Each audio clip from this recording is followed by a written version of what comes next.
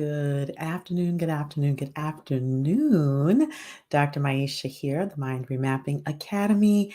And I know it's Wednesday. It's Wednesday. I normally do these lives on Tuesdays, but yesterday I was on the road um, and I had to go and check on one of my properties.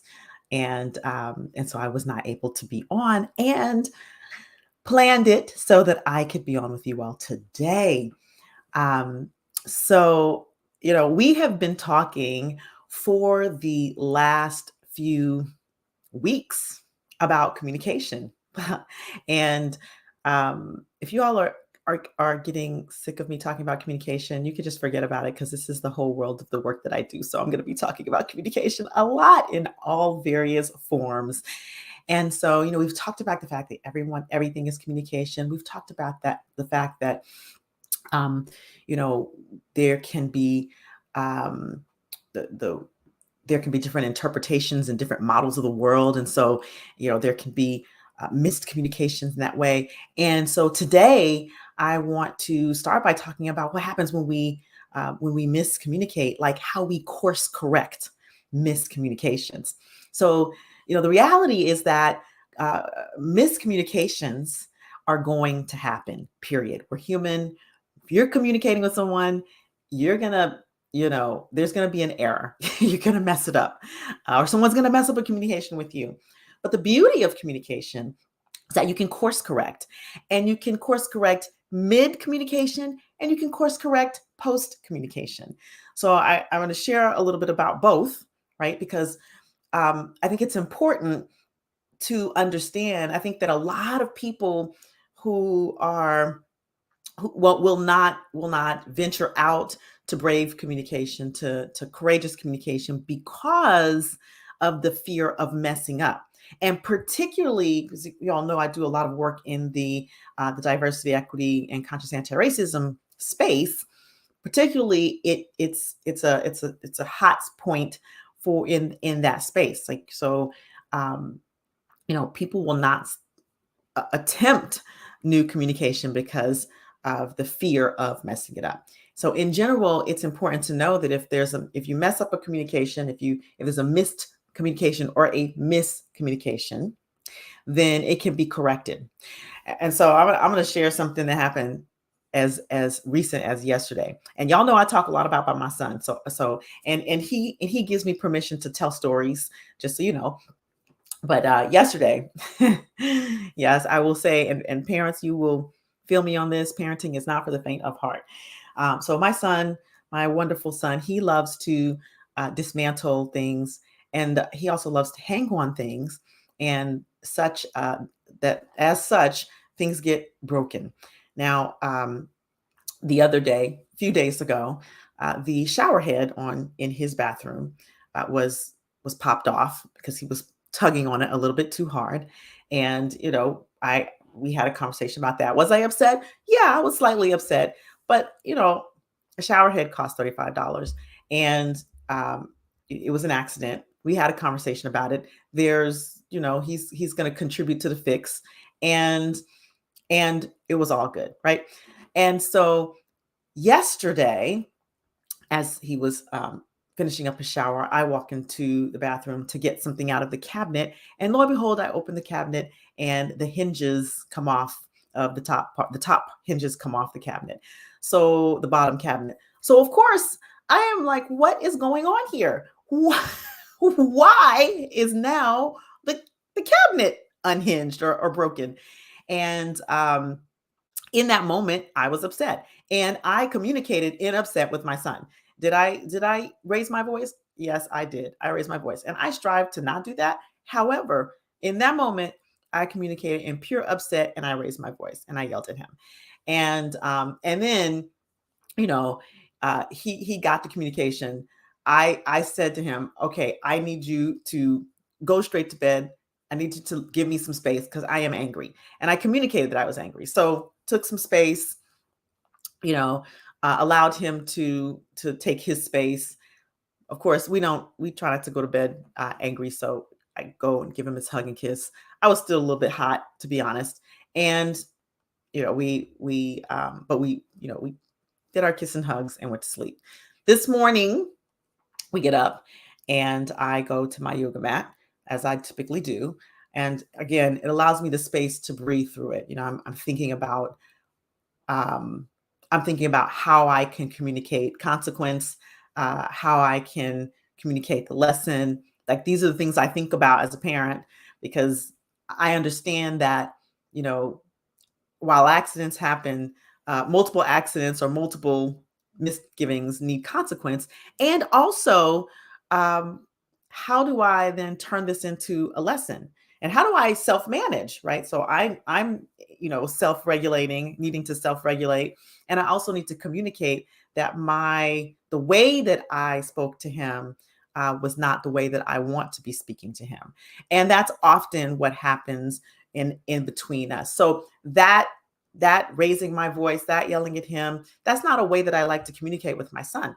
And so, we're in the car this morning and we get into conversation, and I share with him that, I apologize for yelling at you, and this does not work. Like this is the second thing that's been broken in your bathroom by you this week, and this is what's going to happen. So I doled out the consequence, which is he's going to contribute the sweat equity to fixing the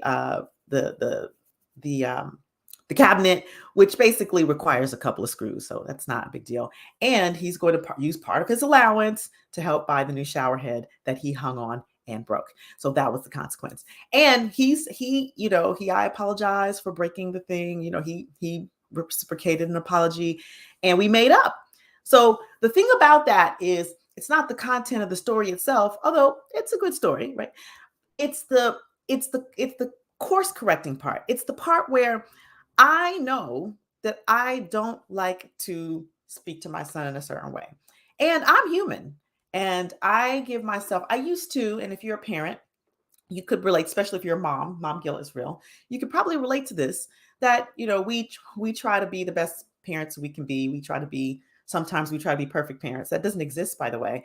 And whenever we speak a certain way, we lose it. Whatever the term you want to lose immediately follows the guilt. The thing that the thing about fracturing, what do I want to say? The thing about fractured communication is that it can be mended. It can be mended. We can always course correct our communication and mend the fracture. And so that is what I did with my son.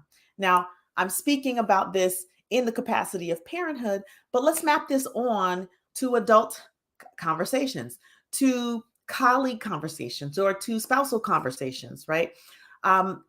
Me and my business partner, one of my business partner in conscious anti-racism, had a miscommunication recently, and in which I said something. I made a comment in our conversation that was interpreted in a way that I didn't mean for it to be interpreted. Like I was making a comment as information, and it was a comment that was taken personally. Now, in NLP, we say the meaning of the communication is the response that you get. What that means is I am responsible for my communication. And if I take it a step further, I can be 100% responsible for if I communicate something and the impact is it has an unintended and negative impact. And so I noticed, remember we talked about noticing in the past, like I noticed a shift in her being, was like her facial expression, body language. I noticed this, and then because of the relationship that we have, she felt safe enough to communicate with me what I said and how it upset her. Now, in that moment, there were two things that I could have done. I could have gotten defensive, or I could have just course corrected the communication, like shared what the intention was, clarified the communication, apologized for the impact, and move on. And that is an easy course correction of communication. Now, here's the thing that mended the conversation. We were able to have a really great dialogue about it. We even had a deeper dialogue about what was showing up in her that had her hear what I said and take it personally. We went through all of that conversation. And when we are courageous enough to course correct our conversation when it's communicated to us that the thing that we said landed in a way that was harmful, then it can open dialogue. But we have to be responsible for that.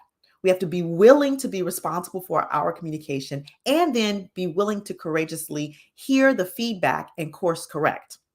So in um, when we talk about uh, course correcting communication, if you're on the listener side, and this is really really important, right? Because there are two people in any in any in communication. Typically there's two people, two or more people in dialogues. And so if you're on the receiving end and someone says something and it has an impact on you,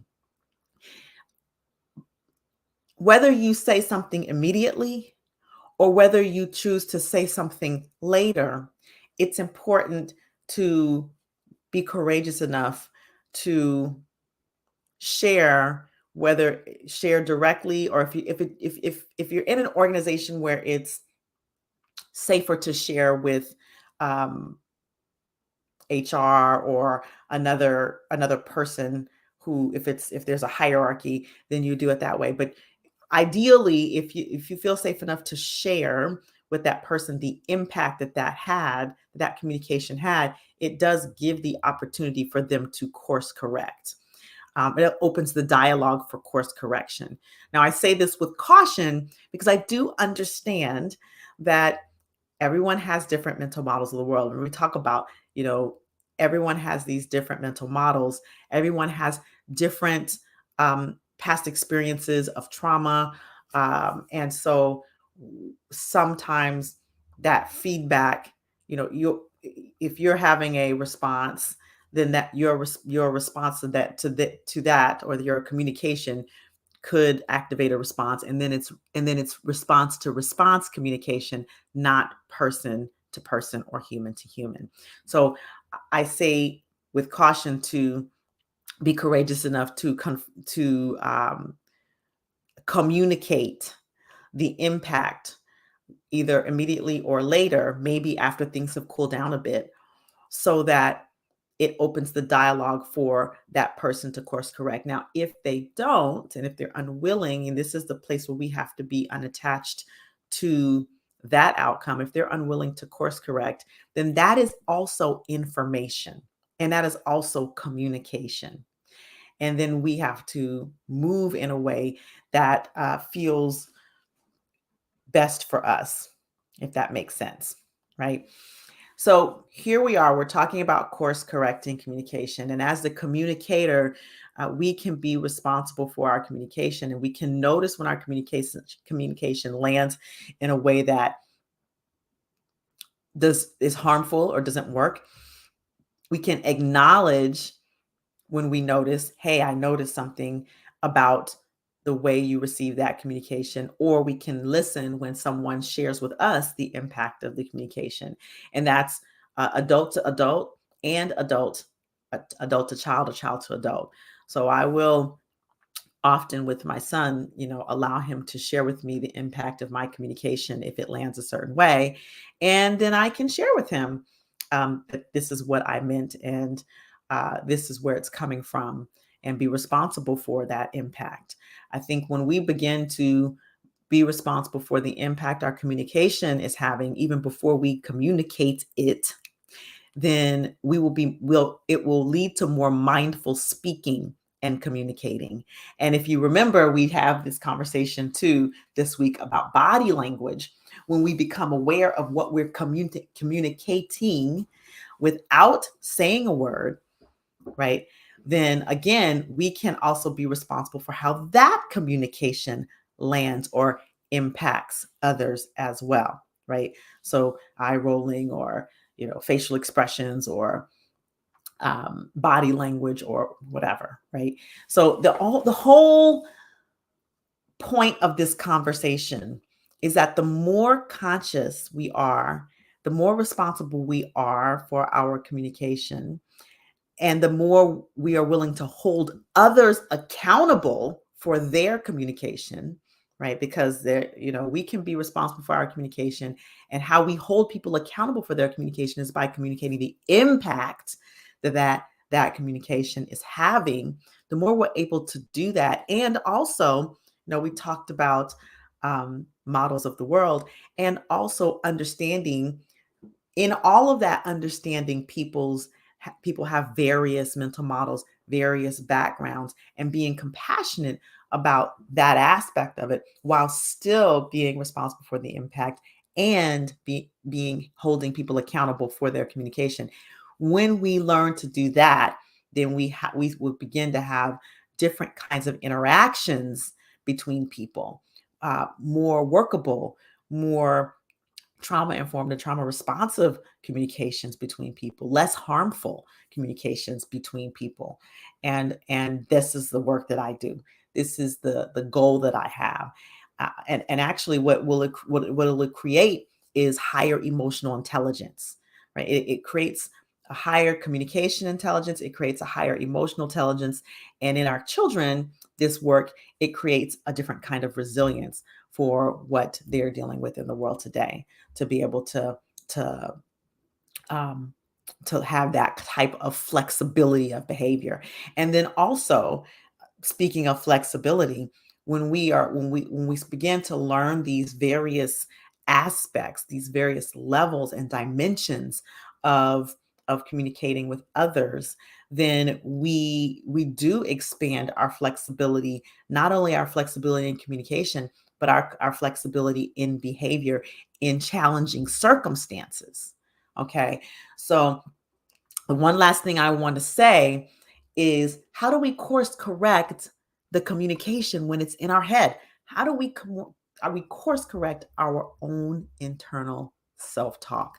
That perhaps is one of the most challenging things to course correct. And you know why? Because a lot of times the things that we say to ourselves are a result of deeper values, belief issues that are hidden in our unconscious, that are hidden in our blind spot.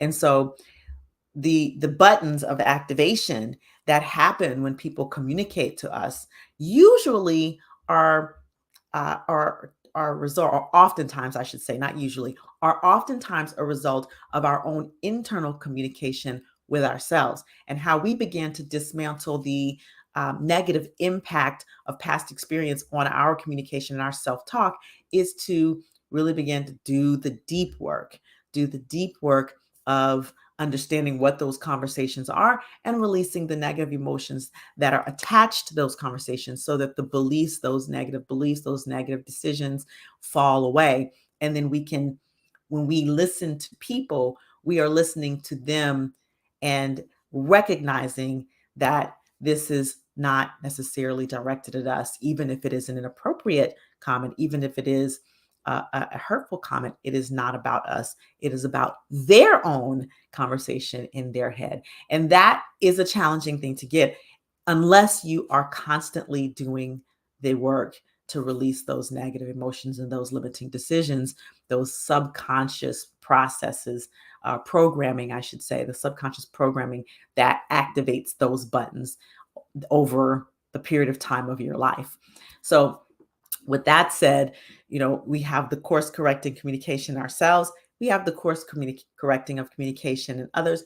And this is the work that not only that I do with individuals in the individual in NLP and conscious communication certifications, mind remapping certifications that I do 4 times a year, but also the work that I do in organizations. And really, one of the big legacy goals that I have is to bring this into schools, to bring this into curriculums, to be able to empower our children, because that is the legacy work right there.